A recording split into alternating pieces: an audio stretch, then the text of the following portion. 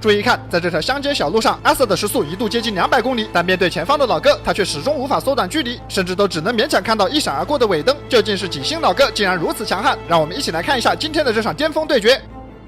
警灯一开，悠哉悠哉，赶快去拿纸，蹲下就开始。欢迎收看《最后的自由》，讲美国老哥最后的自由。现在 ASP 阿肯色州的阿瑟布朗宁在巡逻的时候发现有一辆车速过快，于是他打开氛围灯尝试跟上老哥，没成想氛围灯打草惊蛇，老哥的车速越来越快，而且过弯还无比丝滑。阿瑟全力跑了1分多钟，也只能勉强不被甩开，别说是靠近了，到现在连老哥开的什么车都不知道。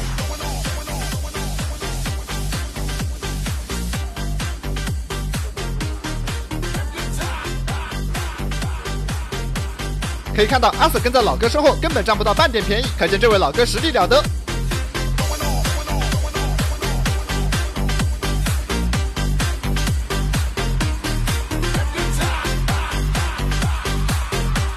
好消息，老哥因为转弯而放慢了车速，但坏消息是，这是一条非铺装的小路。虽说这里老哥牺牲了速度，但只是瞬间便扬起了大量的烟雾。好在老哥是辆轿车，才不至于完全没有能见度。但尽管如此，空气滤芯恐怕也会很快就顶不住。而此时路面突然出现一个水坑，阿瑟因为跟车太近，只能硬着头皮冲过去。好在这辆道奇充电器是4驱的，才不至于打滑。尽管如此，阿瑟依旧有些后怕，于是他选择放慢车速，和老哥多保留一些距离。而因为刚才靠近，也终于看清了老哥所驾驶的这辆车。老哥驾驶的是一辆老款的宝马3系，这款车最高搭载2.0T 涡轮增压4缸发动机，最大马力272，0-100加速可以进入6秒。再搭配上这老哥非凡的车技，难怪刚才道奇充电器怎么都跟不上。现在能见度变高，阿瑟再次靠近老哥，只不过这种道路太窄，根本就找不到机会上去贴。一时间，阿瑟只能跟在身后等待时机，顺便近距离观察一下老哥的车技，模仿老哥的跑法，在关键时刻将他一举拿下。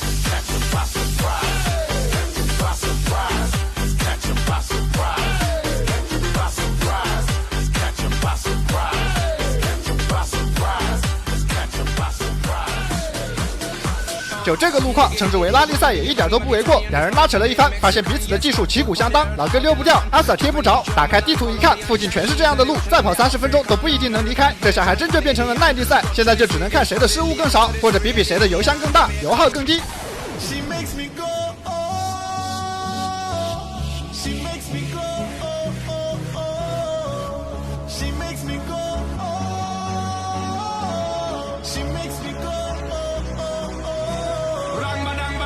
两人用100公里的时速，在这条路上已经拉扯了3分多钟，但是情况焦灼，依旧难分高下。既然如此，让我们来看一下这老哥的战力表。好，双方势均力敌，同为5星大佬，再加上这条道路的因素，老哥在前方更加有利，所以尽管阿瑟有道奇充电器加持，一时间也占不到半点便宜。而此时已经是下午的7点多钟，再拖一会儿天就要黑了，到时候对阿瑟更加不利，所以阿瑟立刻呼叫了队友。由于阿瑟所在的地方鸟不生蛋，所以队友至少需要30分钟才能赶来，看来只能先来一场公平对决。只不过像这种跑法，如果不出现意外的话，很难分出胜负。而这里也不像市区，连个 NPC 都没有，上哪里找意外去？难不成还指望这老哥自己翻沟里？这时好不容易在前方看见一个亮着大灯的 NPC， 居然已经提前躲进了沟里，看来想发生点意外，还不如指望这老哥早点没油靠谱。面对眼前的情况，阿瑟调整好心态，做好了持久战的准备。对于他来说，只要不跟丢，跟在身后总有拿下的时候。而对于老哥来说，现在最关键的就是拖延时间。既然双方的实力旗鼓相当，用速度根本占不到优势，那就只能给自己创造有利条件。阿肯色州地处美国南部，夏天太阳下山的时间是晚上8点，一旦太阳下山，这片树林也没有路灯，届时这里一片漆黑，再配合上地面扬起的灰尘，消失的概率将大大提升。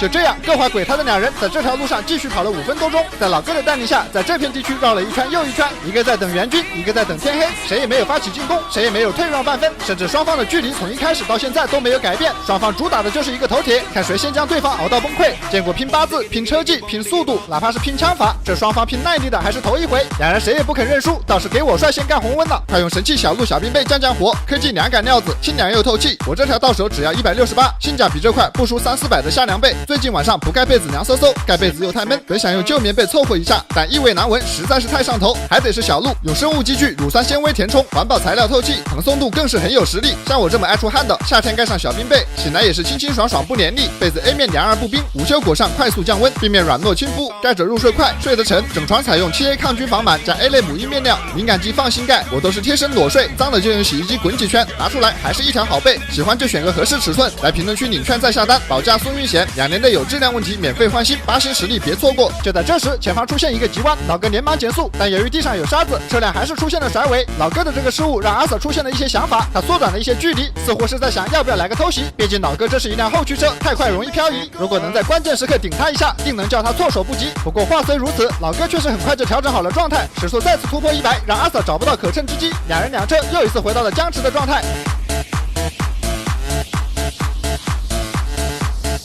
该说不说，这位阿 Sir 确实是个慢性子，主打的就是一个稳字，这在 ASP 倒是十分罕见。两人从开始到现在已经拉扯了15分钟，双方没有半点要退让的意思。按照这个情况下去，再拉扯15分钟都不一定能结束。这两人不仅在互相折磨，而且还在折磨我。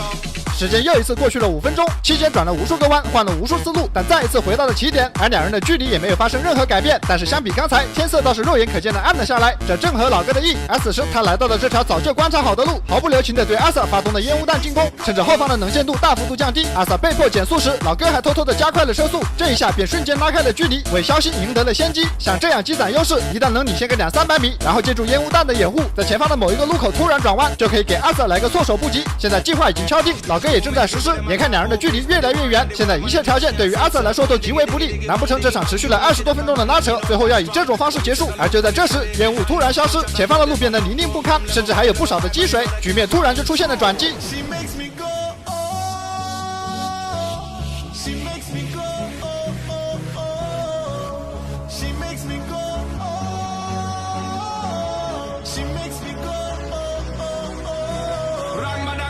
好家伙，短短的10几秒，路况再次反转，前方的老哥化身为沙王，完全消失在沙尘暴之中，这让阿 Sir 无法判断两人之间的距离。为了避免追尾，所以不能开得太快，毕竟这荒郊野岭的，要是真撞了车，最后下车单挑，谁胜谁负还不好说。但就是这么一犹豫，前方的老哥便大幅度领先，灰尘散去了半天，却是连老哥的尾灯都看不见。看来领先的距离已经超过了200米，此时所有的条件都已经符合了老哥肖星，只要坚持到前方出现路口就可以操作一波。但没想到的是，下一秒事情出乎了所有人的意料，在经过了一潭积水后，老哥的车居然呛熄了火。虽说早就知道宝马的涉水能力不强，但没想到在这关键的时刻居然掉了链子。看着老哥尴尬的停在水中间，阿 Sir 也十分尴尬，因为没有队友的他并不敢靠近老哥的车半点，这一路连掩体都没有，如果走过去实在太危险，一个不小心就有可能被老哥一套带走。而阿 Sir 喊了半天，老哥也没有任何动静。没有想到两人两车从刚才的动态僵持到现在的静止状态依旧在僵持，这一幕看的是叫人哭笑不得。